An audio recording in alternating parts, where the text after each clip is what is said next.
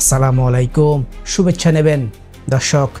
ইতিহাসের সবচেয়ে প্রত্যাশিত নির্বাচন আসছে সামনে, আর দায়িত্ব পড়েছে সেই সরকারের উপর যারা মাত্র এক বছর আগে এসেছে এক গণ অভ্যুত্থানের ঢেউয়ে। দ্বিতীয় অধ্যায়ের শুরুতেই ডক্টর ইউনূস জানিয়ে দিলেন, এই সরকারের সবচেয়ে বড় কাজ এখন একটা অবাধ, নিরপেক্ষ ও উৎসবমুখর নির্বাচন উপহার দেওয়া। আপনি জানেন, এই নির্বাচনকে ঘিরে সরকার ৮ লাখের বেশি নিরাপত্তা কর্মী নামাতে যাচ্ছে, যার মধ্যে আছে সেনাবাহিনীও। এই ভিডিওতে আপনি জানবেন কি পরিকল্পনা এগোচ্ছে ইউনূস সরকার, কোন কোন ঝুঁকি মাথায় রেখে তৈরি হচ্ছে নিরাপত্তা বলয়, আর কেন এই নির্বাচন সরকার ও জাতি দুজনের জন্যই মেক অর ব্রেক মুহূর্ত। আর শেষ দিকে এমন একটি সিদ্ধান্ত জানাবো যেটা শুনলে আপনি বলতেই পারেন এটা আগে জানা উচিত ছিল। তাই পুরো ভিডিওটা একটানা দেখে ফেলুন, চোখ সরাবেন না।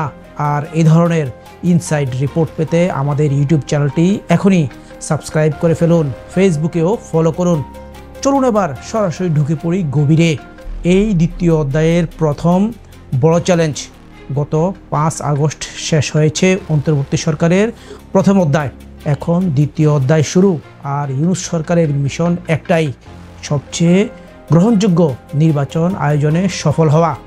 সচিবালয়ে উপদেষ্টা পরিষদের বৈঠকে ইউনূস সরাসরি বললেন, সুষ্ঠু ও শান্তিপূর্ণ নির্বাচনই এখন সরকারের সর্বোচ্চ অগ্রাধিকার। এজন্য নির্বাচন কমিশনকে পাঠানো হয়েছে চিঠি, শুরু হয়েছে আনুষ্ঠানিক প্রস্তুতি।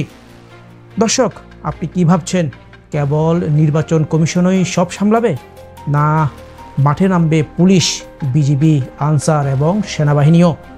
অসংখ্য আইন শৃঙ্খলা রক্ষাকারী থাকবে দায়িত্বে, সেনাবাহিনীও থাকবে। দর্শক, আপনি জানেন ইউনূস সরকার শুধু রাজনৈতিক শুদ্ধি নয়, এই নির্বাচনী প্রক্রিয়াকেও একটা জাতীয় উৎসবের রূপ দিতে চায়। ইতিমধ্যে নির্বাচন নিয়ে রাজনৈতিক দলগুলোর প্রতিক্রিয়া আশাব্যঞ্জক। সরকার বলছে সব দলকে দেওয়া হবে লেভেল প্লেয়িং ফিল্ড, এমনকি জামায়াত ও এনসিপিকেও। প্রধান উপদেষ্টা আরও নির্দেশ দিয়েছেন, সংস্কার আর বিচারও এই প্রক্রিয়ার অংশ হতে হবে। দর্শক, আপনি কি জানেন এই নির্বাচনের মাধ্যমে ইউনূস সরকার চায় নিজেদের গ্রহণযোগ্যতা ও অর্জনগুলোকে পোক্ত করতে। এদিকে সাহসিকতা দেখিয়ে আলোচিত হওয়া শিক্ষক মেহেরিন চৌধুরীর নামে চালু হচ্ছে জাতীয় পুরস্কার।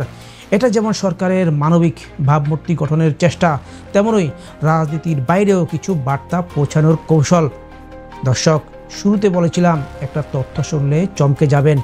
শুনুন, দেশের ইতিহাসে এই প্রথমবার কোনো নির্বাচনে সরাসরি ৮ লাখের বেশি নিরাপত্তা সদস্য মোতায়েনের সিদ্ধান্ত হয়েছে, যেখানে সেনাবাহিনী থাকবে ৬০,০০০ সদস্য এবং প্রয়োজনে এই সংখ্যা আরও বাড়ানো হবে। এখন প্রশ্ন, আপনি কি ভাবছেন এই সরকার কি নিরপেক্ষ নির্বাচন দিতে পারবে? কমেন্টে আপনার মতামত জানিয়ে দিন, শেয়ার করুন ভিডিওটা বন্ধুদের সঙ্গে।